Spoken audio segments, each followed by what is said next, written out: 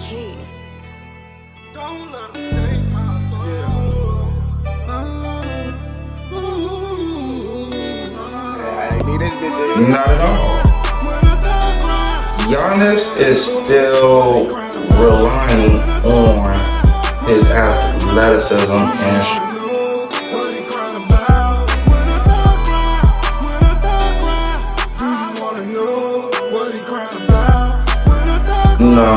in the early 30s, it's time to start doing that now. So when you are 50 or 60 and you got a couple billion in the bank, now you could live comfortably and not have to worry about it. Family gon' let it out. Grandma gone, now she living in the sky. Do you wanna know why I cry at night? Do you wanna know why I can't sleep at night? These niggas soft, gon' take them out. 2 shots, pow, pow, take them out. Had a few ones try to take me out. Now I can't trust a damn soul. Own brother against me. Should've never ever be the same. When a thug cry, do you wanna know what he crying about? When a thug cry, do you wanna know what he crying about? When a thug cry, do you wanna know what he crying about? When a thug cry. Welcome to another episode of Heartbeat Arena. It's your boy Trillionaire Chuck Jackson. We got the gloves on today. We got yeah, today is rumbling time. We got to put some people in their place right now. Man, we got hot topics talking about round 3 between Angel Reese, Caitlin Clark. We got our favorite topic, of course, Jaylen Brown. You know, he's talking to town. Then we got our best segment of the show, Relationship Talks. And we gonna get into this debate and we gonna get down to it. But while we wait, let's dive right in. Now, we have problems. Why do we got problems? Y'all keep disrespecting the Jigga Man. Why y'all keep disrespecting the Jigga Man? And what I mean is, matter of fact, I'm not even gonna say nothing. Roll the clip for me. What's the music opinion that'll have everybody looking at you crazy? There is not a year where Jay-Z was indisputably the hottest or the best rapper in the game. Jay-Z came in the game in 1996. I think we can all agree that's Tupac's year. 1997, Biggie died. In 1998, which was kind of his breakout year, DMX had 2 number 1 albums in that year. 1999, DMX again, who outsold Jay-Z by a big margin. Year 2000, Nelly and Eminem both went down. Now 2001 would have been the best argument, but then Ludacris came in the game with hits like Area Codes, Move, Bitch, Roll Out. 2002, here go Eminem again, dropping the Eminem Show, another diamond album. As well as Nelly dropping another album that sold like 7 million. Jay-Z who? 2003 was obviously 50 Cent's year. He retired, came back in 2006. At that point, T.I. was on top of the game. 2007 undoubtedly goes to Kanye, graduation year, can't be serious. And 2008 to like 2011 clearly goes to Lil Wayne. That's Wayne. So at what point was he the hottest rapper? Okay, boom. Let's take these off. Take them off. We about to get into it. So, he's saying Jay-Z was never the best rapper in a year in any of the years he listed, right?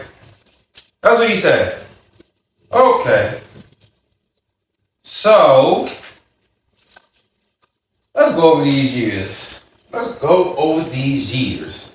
But before we do, hold on. Gotta put the phone on silent. You know, this is when people try to reach out and all that stuff. So, he said 96. Anybody know that 1996 Reasonable Doubt had just dropped? It was ahead of its time. People didn't even know what to expect from Jay-Z. But around that time, that's when Tupac dropped All Eyes on Me, the first ever double disc album. Yes, All Eyes on Me outsold Jay-Z's first album, hands down, yes. 5 million copies, 5-time platinum, and by June of 1996, Diamond album. Reasonable Doubt only sold 420,000 copies in the year 1996. Now, I want to make sure, just want to check one thing, just one thing, y'all bear with me. Because everybody knows, Tupac had passed away, but I don't think it was around that time. I think it was more so around the time when Me Against the World was released. But let me just double check.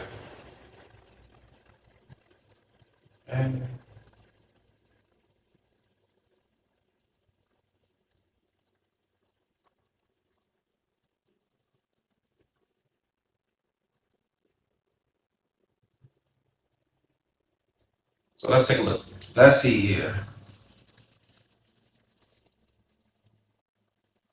So Tupac died September 13th, 1996, and All Eyes on Me was released in June of 1996, I believe.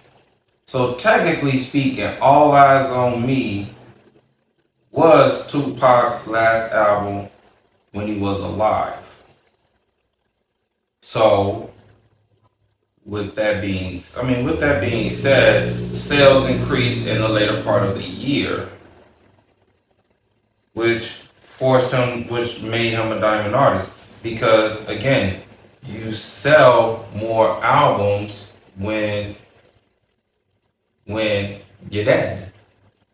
Eazy-E, when he died, that's when he went platinum on his last album. So let's see here.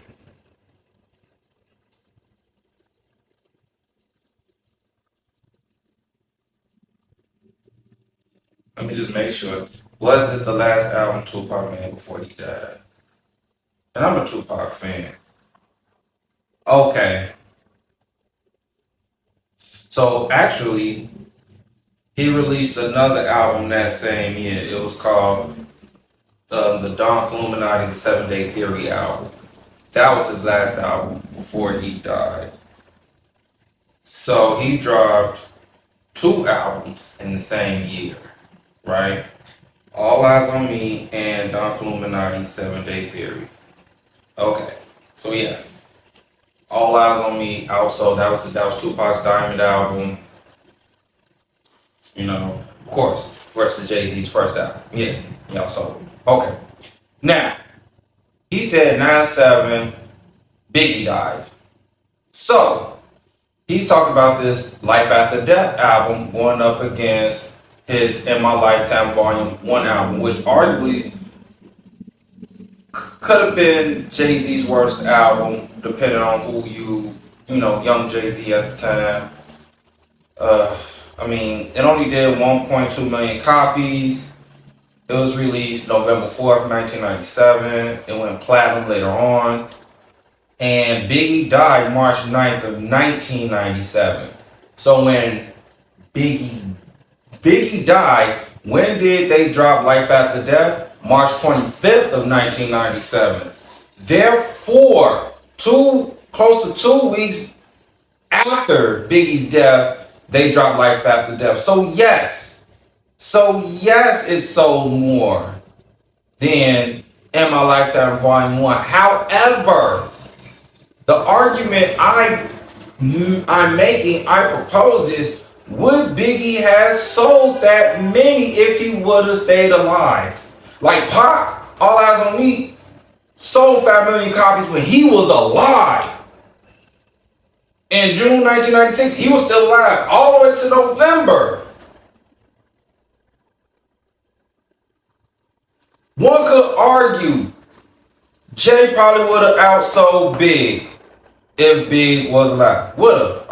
So that's a toss-up. So 9/7 could have been Jay's year, but I did some more research. Why? Because, I don't want nobody coming up with this. Now here's an artist. If he would have said this artist, he would have been 100% right. Mace Harlem World. Yes, Mace Harlem World in 1997 sold between 1.8 million copies to 2.7 million copies. Mace's debut album outsold Jay-Z's In My Lifetime Volume 1. So 9/7 technically was Mace's year. When Biggie died, Mace carried Bad Boy. Mace wrote Diddy's lyrics. Him and Jada wrote Diddy's lyrics, which is why that Puff P. Diddy and the Family album, the No Way Out one, when it went diamond, Mace had something to do with that. Let's move on. 1998. Arguably his best-selling album. Hard Knock Life Volume 2. Okay. So he said DMX had 2 #1 albums that year. Okay. DMX dropped his debut album on May 12, 1998, Dark and Hell is Hot. That sold 3 million copies that year. Jay-Z dropped It's a Hard Knock Life Volume 2 on September 29th, 1998. You remember, Jay was always dropping albums in the fall. He never dropped an album in spring, summer. He always dropped his albums fall, winter. He was the fourth quarter guy. So for those that don't know, in the music business, when it comes down to the fourth quarter, that's when sales stuff is needed the most for the label. Jay-Z sold 5 million copies. So he outsold DMX Dark and Hell is Hot. What is this man talking about?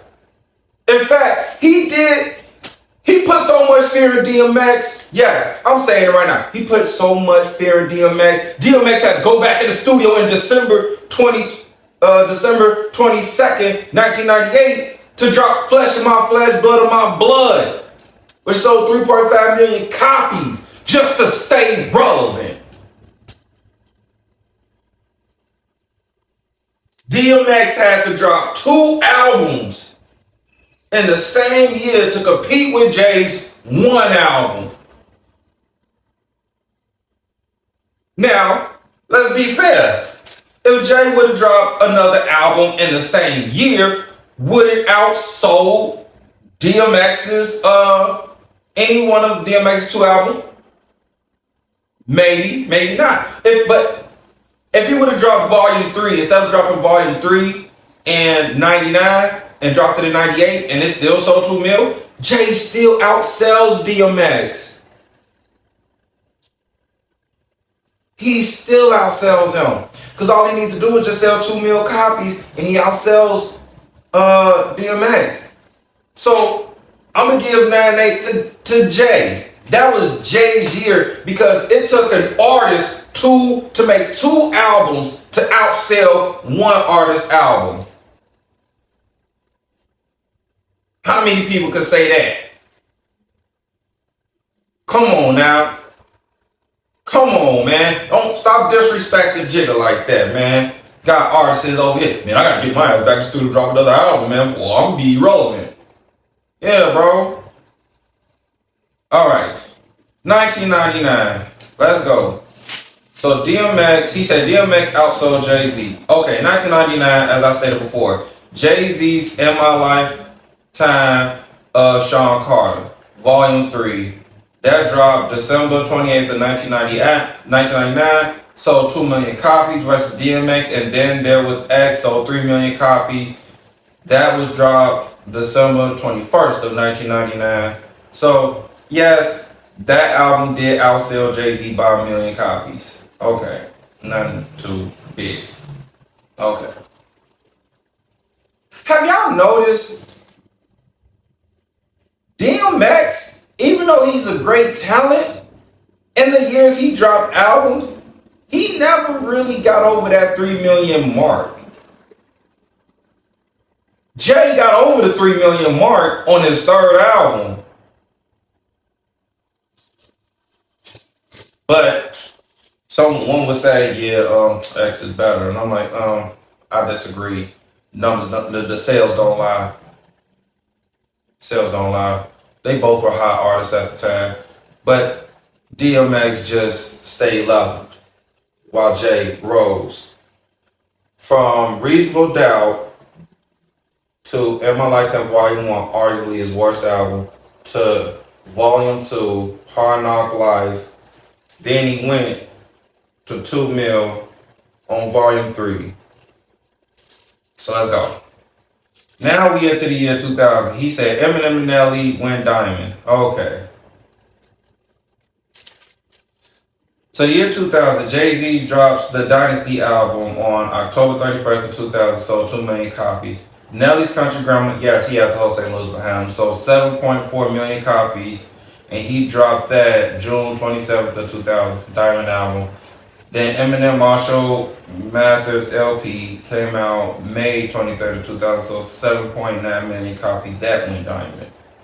So yes, those two took over the industry. That's why he said in the song, excuse me, miss, only dudes moving units is M, Pimp, Juice, and Us.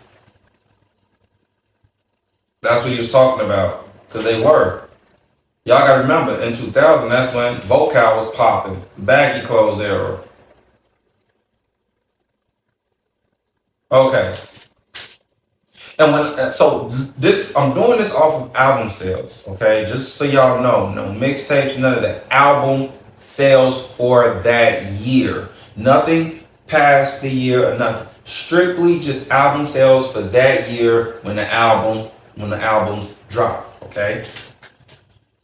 All right, let's go to 2001. 2001, he said, Ludacris did better than Jay-Z. Word of Mouth album versus the Blueprint album. Okay. Now, Blueprint dropped September 11, 2001, sold 1.5 million copies. I thought that album did more, and they arguably say that was Jay-Z's, the best album Jay-Z put together was Blueprint. I disagree. I think it was Reasonable Doubt, you know. But if we're gonna go off sales, if we're gonna go off album sales, his best album is Hard Knock Life Volume 2. That's Jay-Z's best album because it sold the most, 5-time platinum. He hasn't reached that ever since that album. Ludacris Word of Mouth dropped November 27th of 2001, sold 3.1 million copies. Okay, so he got that one. 2002, Jay-Z's Blueprint 2 goes up against the Eminem Show. Because he said in 2002, Eminem Show went diamond. So Jay-Z's Blueprint 2, that was his double disc album. That was the one he said was had too many songs on it and stuff like that. November 12th, 2002 is when it dropped. Sold 2.1 million copies. Eminem Show dropped May 26, 2002. Sold 7.6 million copies. Diamond. Okay. Now, 2003, Jay's announcing his retirement. Dropped his final album, The Black Album. Sold 3 million copies in 2003. 50 Cent Get Rich or Die Trying came out February 6th of 2003, sold 6.5 million copies. 1 second, y'all. Let's look and see when the Black Album actually came out. Because again, that's when Jay was retiring and stuff.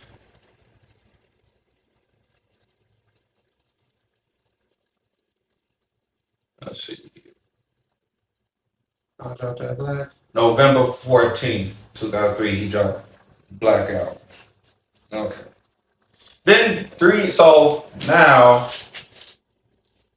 he goes on to say 2003 is 50 Cent year because that's when 50 retired. I mean, that's when Jay-Z retired. He retired in 2003, and then, so from 2003, that's when Lil Wayne was now that's when he should have said Lil Wayne was making his run or he was starting to build his name, because that's when Jay retired, that's when Lil Wayne started putting out more and more music. But he didn't. Instead, he wants to bring in T.I. He said when Jay-Z came back, T.I. was on top. All right. So, in 2006, Jay-Z's Kingdom Come album dropped November 21st, 2006. Sold 1.5 million copies that year. T.I. drops the King album. He dropped that March of 28th, 2006, sold 2.5 million copies. Okay. Then in 2007, he's going off to say that's Kanye West's graduation album. Okay. Arguably one of Kanye West's best pieces of work. One might say Vultures. One might say 808 Heartbreaks. I mean, Kanye was putting out music. He was putting out good music. Jay-Z's American Gangster drops November 6th, 2007, sold 1.7 million copies that year.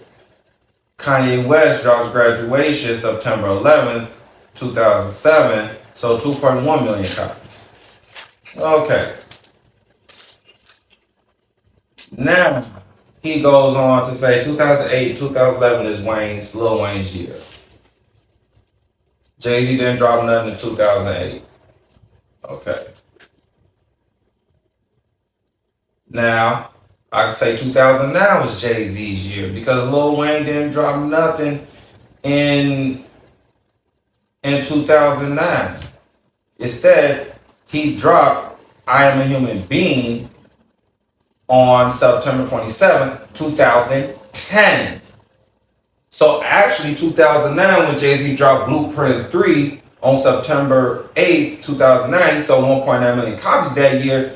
This was the year he outsold Eminem with his Relapse album. That did 1.7 million that year. That was Jay-Z's year, 2009, my brother. My brother. And this album, I think he took a loss on this album. I think this album, Jay-Z did a 360 deal on. But when you got the money and the fame like that, and you got the following, you can do a 360 deal and it won't hurt you. Let's move along. All right, 2011. So Jay did drop an album in 2010. So Lil Wayne, you know, I Am Not a Human Being. Now that's when you can, if one wants to say that. I don't know who outsold more than Wayne. I didn't do that research. But we'll stay on top. Watch the Throne. All right, 2011.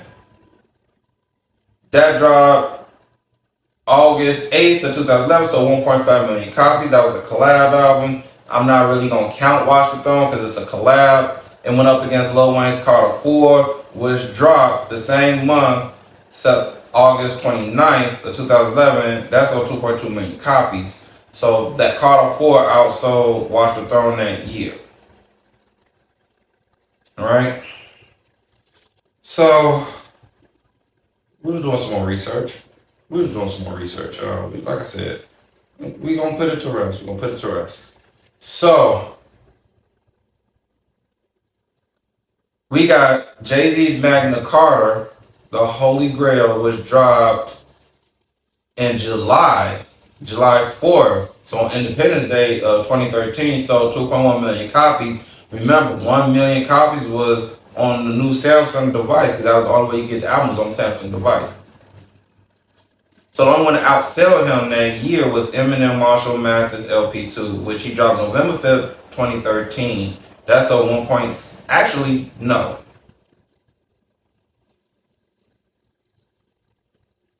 Eminem Marshall Mathers LP2 that year, November 5th, 2013, he sold 1.7 million copies.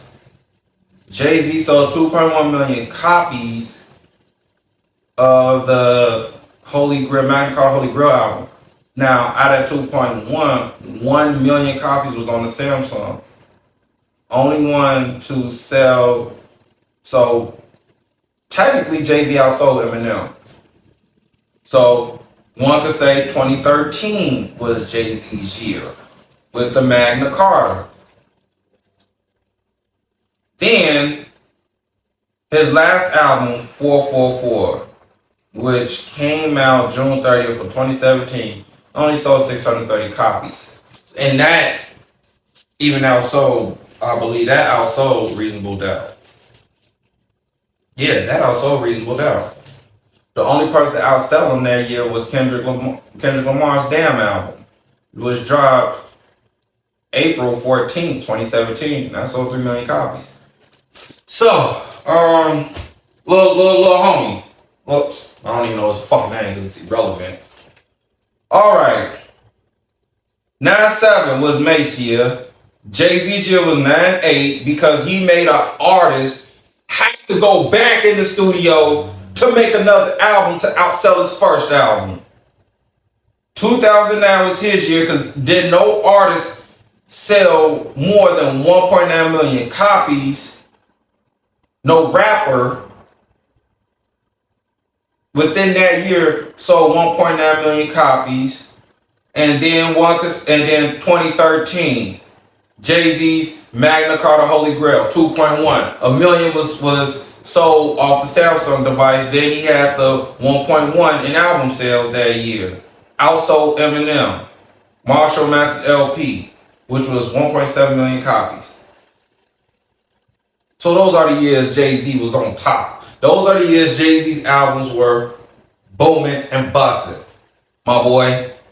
So when you say Jay-Z was never the top or hottest rapper in a year, check your facts, my boy. Check your facts. He made DMX go back in the studio and do another album just to beat his first album.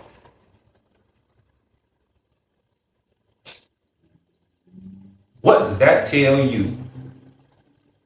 Stop playing with the Chicken Man. And on that note, we're going to take a quick commercial break. Stay tuned. Don't go nowhere. Yeah, I can't lie, and there is many things so I lie. I talk to myself cause I'm tired of life, no be lie. No money, how I want to survive, yeah. Timothy Dorico, do na depression, while I, yes, I think a lot to lick up to save my life. Mommy, the house, I would stay plenty for back. Well, also to batting, to tin ration, to my colleague, to my rally, to come to Lua, no be my no promise, also to batting. We're back. Okay. Now that we got that dumbass debate out the way, I don't know why the fuck motherfuckers want to waste my time. I got better shit to do than debate who was Jay-Z ever number one. Motherfuckers know Jay-Z was blazing the Billboard charts. Now, here's what I would have did if I was Mr. Nobody. If I was him, I would have put artists in there that's like, yeah, damn, you're right. You can't throw Biggie in 9-7 because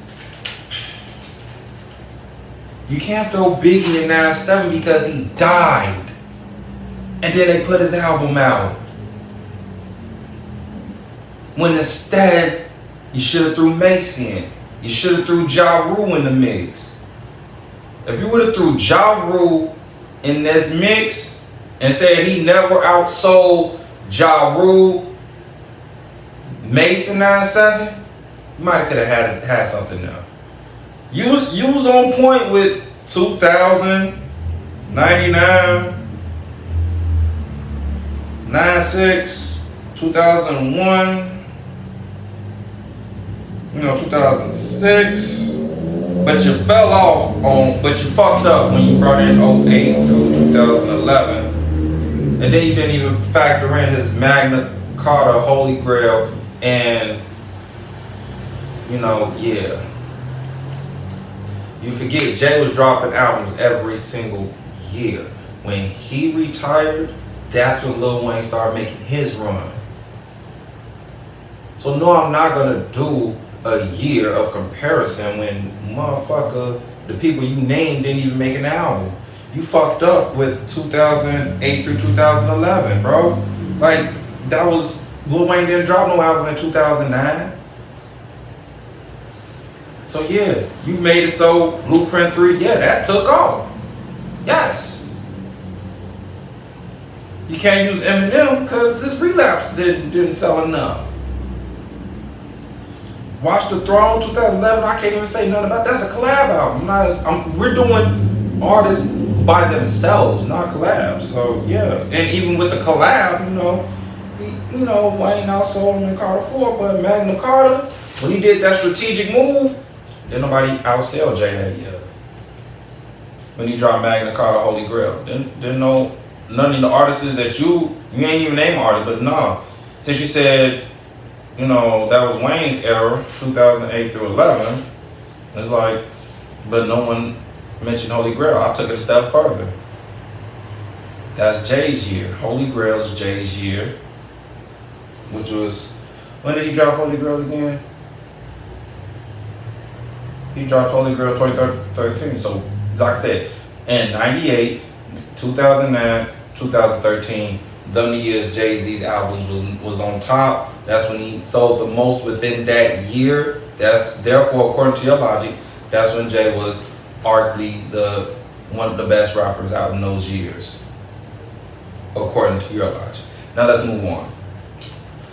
The Shy Barbie does it again. Hey, Reese brought the neighborhood out. You had G Herbo, you had Dirk, Cheryl Swoops, you had Jaylen Brunson in the building. Man, you even had Russ, the artist, in the building. When I say Angel Reese, Caitlin Clark brought people out, they are bringing eyeballs to the W. Respect them. Respect them and respect it. Stop the jealousy. They are, listen, Reese with her modeling is bringing feminine energy in the W, which is what the W needed. So guys like me who love basketball is like more in tune to it. Don't nobody want to see a bunch of studs hooping. No, we want to see women that's hooping and are still ladies. You know, wearing the dresses, wearing the skirts and stuff, the crop tops and all that stuff. Asia Wilson, you better watch out, girl. I like women with glasses now. I'm your height. I'm 6'4". I'm your height, Miss Asia Wilson. I'm watching you with the glasses, with the crop top, black. I'm proud to be black. I'm proud to be black shirt on. I can't remember exactly what the crop top said, but it was a nice crop top she had on with the white skirt on. I'm watching you, Miss Asia. I'm watching you. But let's roll the clip of what Angel Reese said after we show the highlights. So let's roll the clip. Has really found her footing over the last 4 or 5 games. Reese thinking for to shoot. Dumps it down. Reese bangs inside and flips it in. Reese trying to seal inside. Reese the shovel. Cardoso here in the third. Reese working hard on Smith. Angel Reese flips it in. And a 3. Harrison the board. Mabry flings it down the floor. Reese. What a catch and finish. Angel Reese. And gather and finish. Her eyes up on the rim. That is the key. And Carter getting ready to come back in for Chicago. Reese burrows in for the finish and the foul. So it's just going to be straight up attack mode here. One dribble goes in. One of the reasons she's able to finish. Here's Carter dumping it down. Reese bangs it in. Allen's mid-range short. Reese another rebound. Reese hooks in. Puts the foul. A chance to tie it at the line for Angel Reese. Away for Indiana. 1 minute to go. Tie game. Allen looking into Reese. Reese back to work on Smith. Reese pops it in. Draws the trap. Boston. Working Reese. Boston cuts between two. Can't finish it. Loose ball. Angel, your team was down by 15 points, and you personally started the run that won this game. How do you find this in you each and every time to be such a winner? I'm a dog. You can't teach that. I'm going to go out and do whatever it takes to win, and every single night, my teammates rely on my energy. So being able to continue the energy, even if we're down, even if we're up, that's what I do. She said, I'm a dog. Can't teach that. You can't teach that. And she's right. I went on the record and said, if Angel Reese develops some post moves, a face-up game, she could be the next Asia Wilson. She's already improved her free throw percentage. She's a walking double-double. Leading all rookies in double-double. Leading all rookies in rebounds. And I think maybe in steals. Second in scoring. Come on, y'all. Look at the stats. So Angel Reese played 36 minutes. She had 16 rebounds, 1 assist, 25 points. Caitlin Clark played 40 minutes, grabbed 6 rebounds, had 13 assists, 17 points. So the question is Angel Reese proving the haters wrong about her being overrated? I'm gonna say yes, she is. Because it's unheard of to have a rookie just come in and average a double-double. We are watching something very amazing and very beautiful right now. Because here we are, we're seeing this woman come from LSU, which we was like, she has no post-up game, right? She's a horrible free throw shooter, but she's good at rebounding. She has a knack for rebounding and being in the right position. I once said she was like a Dennis Rodman when it came to rebounding. Just know where the ball is at all time, know how to position herself to get the rebound. One of my friends, he said she's like a Draymond Green in the league, in the W. You know, she talks shit. She goes out there, plays hard, rebounds, defends. I mean, she got hands too, y'all. Like any pass you throw, Reese, she's catching that and going up with it. She was finishing strong. She was talking trash. And she still kept it, lady. Like I told you, Reese, we in Chicago, we love you. We love you, Reese. We just want you to be great. Now, I said if Reese focuses on her game, do she want to be great or do she want to be a hot girl? She's showing you she wants to be great now. I guess maybe after she heard that, she must have heard that and was like, yeah, I'm finna be great. Keep it up, Angel. Keep it up. Caitlin, look. Skip what the haters say. Caitlin Clark can ball, y'all. She goes out there. She's taking the contact. She's fouled her shot. She's knowing the game. She's leading her team to victory. Stop hating on Caitlin, okay? Stop it. The girl can ball. The girl can hoop. And think about it. The next draft class when Juju comes in, ooh, we are you can book it. The W is going to get more and more attention, more and more eyeballs on the league. If these ladies just hoop and act like ladies. I'm telling you, the W is taking off. It's going in the right direction by bringing these women in. By these women can hoop and boys. I'm talking about they doing the step backs. They doing all that, and it's what the W needs. I once said the next 3 or 4 years, Caitlin Clark might be the face of the league. Hey, Angel Reese is proving that wrong. If she stays out of trouble and continues to dominate while she's modeling and being a good role model to the youth, to the kids, she could be the face of the league because Angel Reese is marketable. That's what I tell y'all. If she stays out of trouble, she can be the face of the league.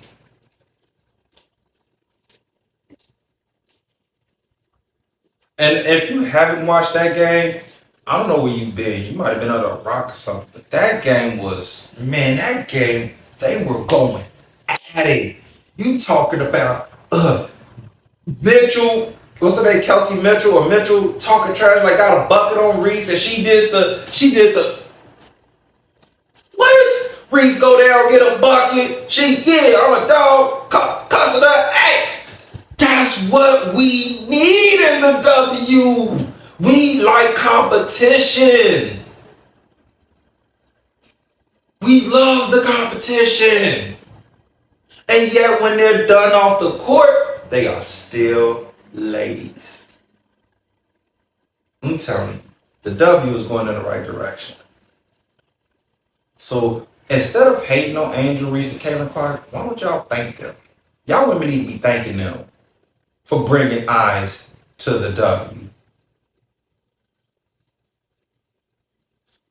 So before we go into our last segment of the show, before we do that, we got to address the issue. I almost forgot. We got to address one issue. Almost forgot.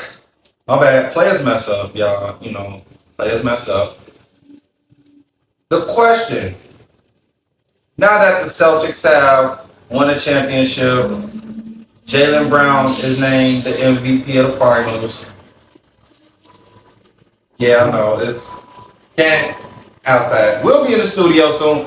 Like I said, if you haven't done so already, please like and subscribe. When I get to 5,000 subscribers, I'm going to be giving away some money. Not only am I going to be giving away some money, I'm going to move everything into our actual studio that's getting set up. Just wait and see, y'all. Just wait and see. But the question that I have that was brought to me is Jaylen Brown a top 10 player as of right now? No. No, he's not. Man, he's if we're gonna go off the numbers, he might be top 15 and he's sitting at 15. I lied. He's top 20. Right now he's sitting at 19. Cause they got probably, last time I looked at the thing, they had Brunson, they had Maxey ahead of him, they got LeBron James ahead of him, Kawhi might be ahead of him. But let's look at who they got in the top 10. So sources according to NBA rankings.theringer.com, this is who they have. They got Joker at number 1, Luka at 2, Giannis at 3, Shea at 4, Shea Gilgeous-Alexander for those that don't know. They got Jason Tatum at 5, Joel Embiid at 6, Steph Curry at 7, Anthony Edwards at 8, Kevin Durant at 9, Anthony Davis at 10. Now, some of y'all are saying, how the fuck did Anthony Davis make the list? Let's see. Because even though we're eyeballing and we're looking, we're saying he's soft and he's fragile, the man averaged 24.7 and 12.6 rebounds this year. Last year. Walking double-double. Those ain't numbers you poo-poo on. Those some numbers. Kevin Durant.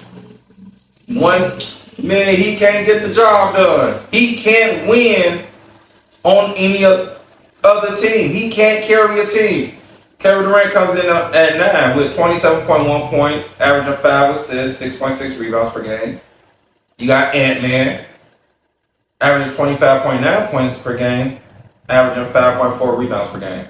Then you got Steph Curry, averaging 26.4 points per game, averaging 5.1 assists per game. Then you got Joel Embiid, averaging 34.7 points per game, 11 rebounds per game, 5.6 assists per game. You know what's so crazy? Because I probably would have switched these two. Because yes, Joel Embiid is averaging more points than Anthony Davis, but Anthony Davis is averaging more rebounds than Joel Embiid. But let's go on. So some people was like, well, Tatum, how did Tatum make the list? Because Tatum is averaging 26.9 points per game, 8.1 rebounds per game, 4.9 assists per game. But he's doing more than Ant-Man and fucking Curry. Shea Gilgeous-Alexander, he's averaging 30.1 points per game and 6.2 assists per game. Giannis is averaging 30.4 points per game, 11.5 rebounds per game, 6.5 assists per game. Luka is averaging 33.9 points per game, 9.2 rebounds per game, 9.8 assists per game. So Luka's averaging damn near triple double. And then Joker, who's number 1, averaging 26.4 points per game, 12.4 rebounds per game, 9 assists per game. So y'all probably say, well, what did he do? So Jaylen Brown last year, he was averaging 23 points per game, 5.5 rebounds per game, 3.6 assists per game. Who does he beat on the list?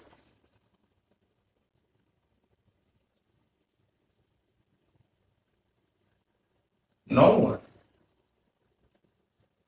So numbers and stat-wise, no, Jaylen Brown is not top 10 in the league right now. And I'm a Celtic fan.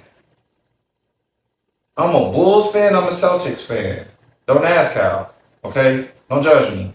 Judge the person that ain't called you in the past week.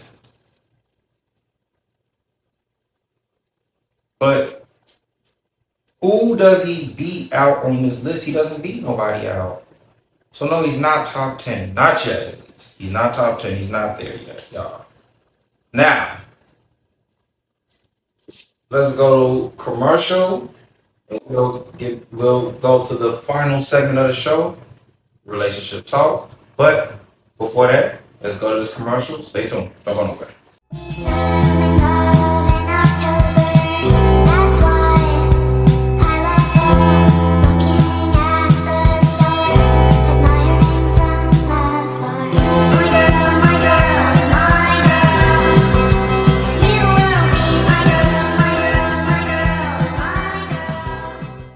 All right, y'all, we're back. So let's get into the final segment of the show, relationship talks.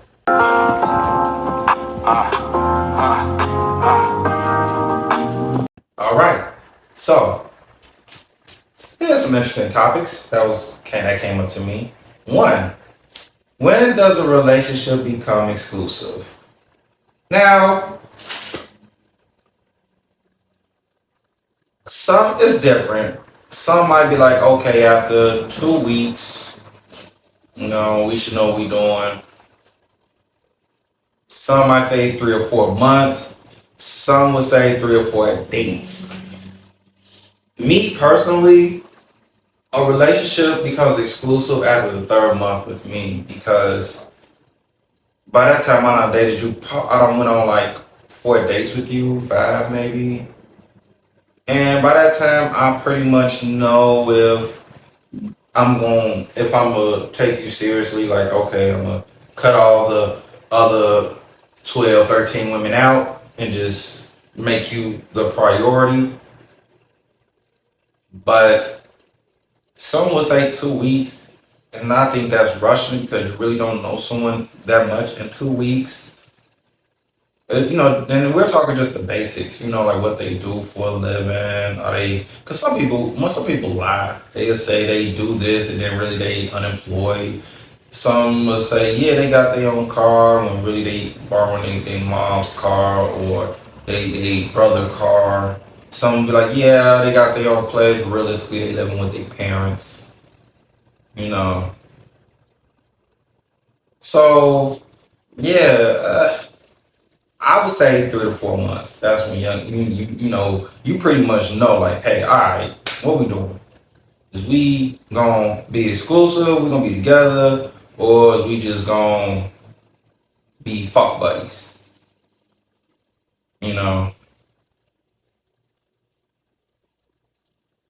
Which is cool too. That's cool to have fuck buddies if that's what y'all agree upon. Just can't get mad at the other person that's fucking with someone else. Can't be. So, next topic that was brought to me. What are the most common problems that couples face in their relationship, and how can they work through them? Common issues that people know. And yes, my coffee, y'all. Because after this, I'm going to work out. Yeah, train that chuck. Good. I'm going to get back in that gym. Good. We've been flexing on them this year, y'all. Y'all see them numbers. Thank you to my subscribers. Thank you to the viewers. If you haven't done so already, please like and subscribe. Share the content. Share it with a neighbor. Share it with a dog. Share it with the cat. Share it with the goldfish, okay? Hey, share it with the Ninja Turtle. The turtle that you got. Some of y'all probably do got turtles. Share it. Like and share it goes a long way. Okay. So let's talk about this. What are the most common problems that couples face in their relationship, and how can they work through them? Well, of course, first one is communication issues. Poor communication, misunderstandings leading to conflict. Yes, yeah. Because people don't know how to effectively communicate with one another, which leads to arguing, which leads to yelling and shouting. When the fix of this is just practice active listening, okay? Expressing feelings without judging the person, okay? And being open to compromise. That's a lot of things couples don't want to do. They don't want to compromise. They still want to do them, as they say. So they still want to be able to go out, have fun, and run the streets like as if they're single, forgetting that they're in a relationship. Flirt and all that other shit. One person said, "Oh, I was just innocently flirting." No, there is no flirting when you are in a relationship unless y'all have it open. I mean, you gotta listen. People don't want to listen. They want to talk and talk. It's too much community. It's too much noise. No one's listening. That's why you have 2 ears, 1 mouth. Y'all gotta practice listening. And not wanting to like really listen, really understand. For instance, just the other day, one woman calls my phone. No, I called her. So she's a therapist at a school, and she was talking about the division between the black community, and she was like, I said it started with Jim Crow, when he wrote that letter on how to divide the community up and stuff like that. So she wanted to take it further. She want to say it started when it was colonized. I said, colonized, what do you mean? She said, I was like, do you mean when America broke away from Great Britain's control? She was like, yes. I said, explain that to me. How? I don't agree with that. So explain that to me. She said, excuse me? I said, explain that to me. You said the division between the black community started around colonization when America broke away from Great Britain's control. Then she want to say I'm not following. I said, that's just what you just said. And she hung up the phone. Cause she said something that she thought I wasn't listening. And she got mad because I called her out on the stupidity. It's stupidity to me because you can't explain it to me why you feel like this is a valid answer. You just pulled that out your ass. And she was so deep in her feelings, she ended up blocking me and all the other bullshit. And then I ended up blocking her. So yeah. Listening. Practice listening. Trust issues, dishonesty, betrayal, or past experiences. How to fix this? Honestly, if someone got trust issues from the get-go, they having to heal from their past trauma or past relationship, they need to see a therapist. Don't even entertain that relationship, because it is going to be extremely, extremely difficult to navigate, to have a healthy relationship with someone that can't trust you. And you could just be doing your regular routine, going to work, going to the gym, coming home, and they still will not trust you because they're waiting for the fuck up. They're waiting for the cheating. They're waiting for that call to be like, this is my girl or my man. It's like people nowadays, they look for the bad instead of just relishing the good. Relish the person for who they are, for what you're seeing right now. Will the bad shit come? You'll see it. Give them time. Just give them time. People slowly reveal themselves. You can only put on the mask so long. So it's like, don't even look for the bad. Just sit back, enjoy the person's company, and you'll figure it out. I'm telling you, one thing people like to do, guys and women, they love to talk. They'll tell you their whole life story if you just sit back and listen. They'll give you the blueprint of how to make them happy. If you just sit back and listen. It's like taking the exam. They're giving you the cheat code. Here's a cheat sheet to me. And you still flunk the test. Because you're stupid. Because you don't want to pay attention. You want to try to mold them into... No. Oh, man. The trust issues. To fix that, you have to keep doing the same routine pattern that you agreed to. So like if you agreed to call this person on lunch and when you're on your way home, you got to stick to that routine so that way they can build the trust.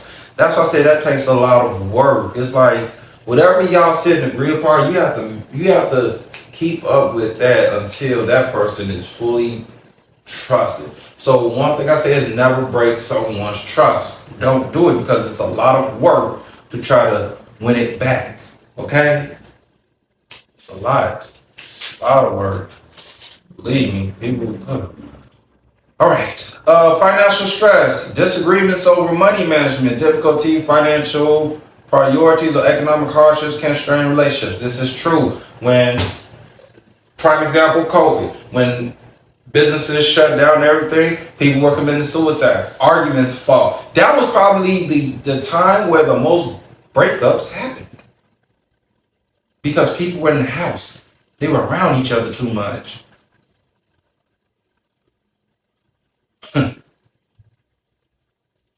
My relationship, yeah, my 3-year one, my second 3-year one ended around COVID.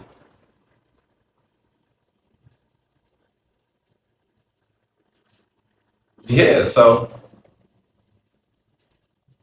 economic money always plays a play in a relationship. Some people who they're used to a certain lifestyle. When that lifestyle runs out temporarily, they don't know how to pivot or adjust to get it back.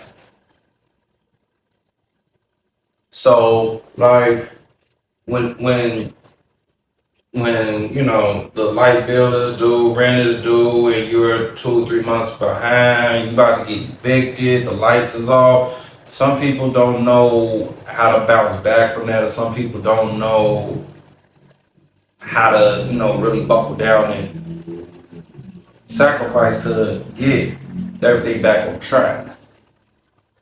That strains the relationship because now the guy or the woman is used to this type of lifestyle. They're like, damn, you can't provide it, and they want to bounce. See, it's easy to date someone that's fully established, has it going on. But here's the challenge. Because it does happen. There comes a point in time where someone reaches a dry spot, where the money slows up. You can't spend like how you once were spending.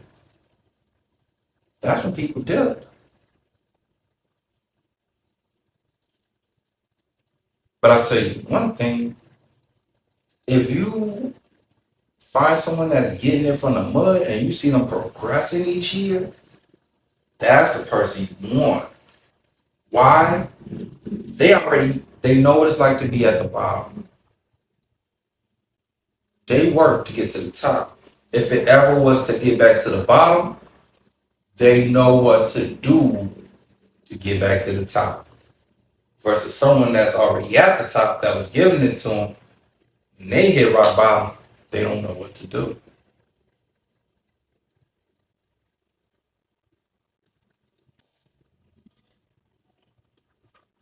Alrighty.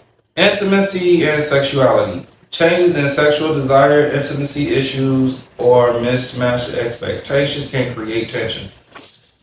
If you can't satisfy your partner, that's tough. That's tough. She gonna leave, he gonna leave.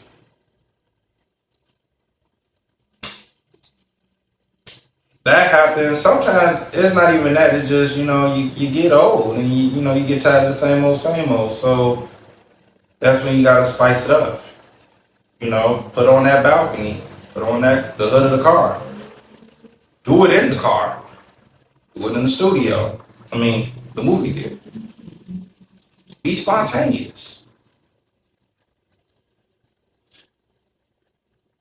Those are ways to fix that. And then you can be just open communication about, what your expectation is and try to develop that emotional connection. Don't seek a sex therapist. Just watch my podcast. I'm giving you guys the jewels. Okay? You go see a sex therapist, They're gonna charge you when you getting this stuff for free. Conflict and fighting. Disagreements are normal, but frequent or unresolved conflicts can harm relationships. Y'all mostly is fighting over, trust, some type of trust issue. The communication is wrong, or financials. Those are the three main things, couples fight over. And to fix that, just don't play the blame game, stay calm, and active listening. Just, listen to what, your partner is saying. Don't be dismissive about it. Don't act nonchalant about it. Really listen and see what it is that's going on. But you can't just have it go one ear and out the other. Arguing and stuff is not healthy. So learn how to communicate effectively. Listen, compromise. That's how you fix that. Okay. Life transitions, major life changes, moving, changing jobs, having kids, dealing with illness, can strain a relationship. This is true. So sometimes people move to a new city because of a better position, more money. However, people have a hard time adapting because they're so used to a certain city. They're used to family being around, friends being around, and now their friends and family is like telling them to start over. And some people don't want to start over. So that's hard, adjusting. When you have kids, that's a transition in life. That changes things in a relationship. People feel like, oh yeah, if we have a kid, it'll make our relationship stronger. No, the fuck it won't. If your relationship is fucked up and you bringing a kid into a fucked up relationship, the relationship's gonna be more fucked up. Stop thinking that, having a kid will make everything better. No, it won't. Y'all gotta be financially stable. And y'all gotta be mentally stable and ready to have a kid. Because things change when you have a kid. Because it's no longer about you. It's about that child y'all brought into this world together. So to fix that, you gotta support each other. Whatever it is y'all do, as long as it's positive, support each other on it. That's how you fix that. And again, you gotta compromise. Do you know how many people I know that didn't take on their career path because of their spouse or their partner that they was with, that they're not even no longer with? And one thing they say is they regret doing that. That's the one thing that hurts the man the most, is when he makes a sacrifice for the betterment of the relationship, and then that lady still gets ghosted. And now he's like, damn, I should have just went ahead and did fulfill my dream. Ladies, same way. Like, damn, I should have just went ahead and fulfilled my dream, but I sacrificed for this dude. I could have went to New York and became a famous author or a famous designer or head lawyer at this firm. But I didn't go because he didn't want to leave where we was at.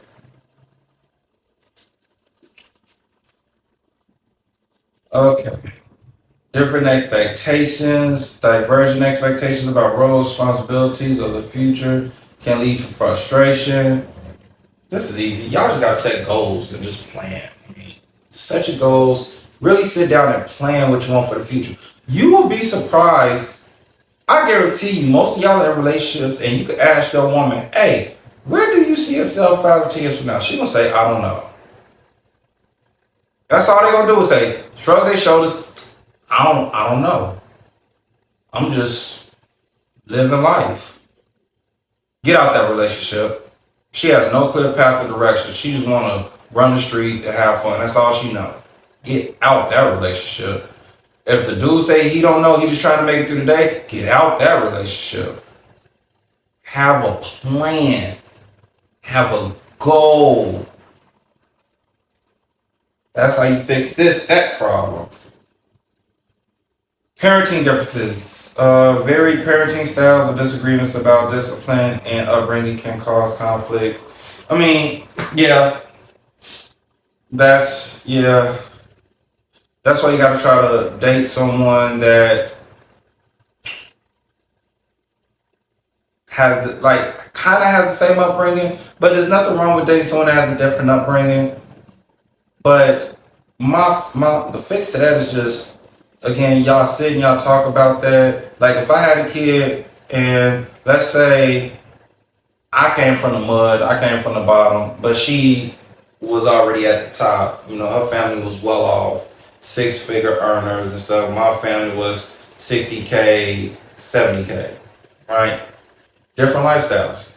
You know, I was on the bus at a point. She never rode the bus. So she would probably teach our child, like, hey, this is how you would get around this way, you know, through Lyft, through Uber, or I will take you, or probably like I'll take you around, and when you get old enough, we'll get you a car, and if the car breaks down, we'll get you around. I would be the one to be like, look, if you ain't got the money like that, this is how you can get around. You know, use this bus, take this train. It's always good to show the child, like, you know, different sides of both worlds. You know, so they can see life as it really is in real time.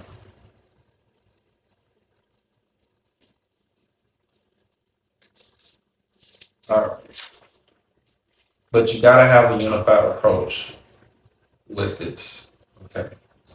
Lack of time together, busy schedules, work commitments, and other obligations can reduce quality time spent together. To fix that, just make time for each other. That's it. There's no science behind it. Just make time for each other. Do not let work overpower your relationship, guys and girls. Okay? Make time for each other. Because your partner will walk away all because you ain't spending time with them. And their excuse is, well, you're never home. That causes a bad strain on the relationship. External stressors, pressures from extended family, friends, or external circumstances can impact the relationship. So how do you fix that? Tune all that noise out. Tune it out. Tune it out. Set boundaries. Support each other. Go to counseling if you need help with dealing with family members. Because, yeah, family members can put a strain on a relationship. It can make it awkward. It can make your spouse not want to come around. It can make your spouse leave you because the family don't accept them. So seek counseling for that one. So y'all can see how to navigate through that. Still support each other. And, you know, stand by each other as a unified front. But that's my show for today. I'm about to go hit the gym. It's your boy Trillionaire Chuck saying, always remember to love yourself and each other.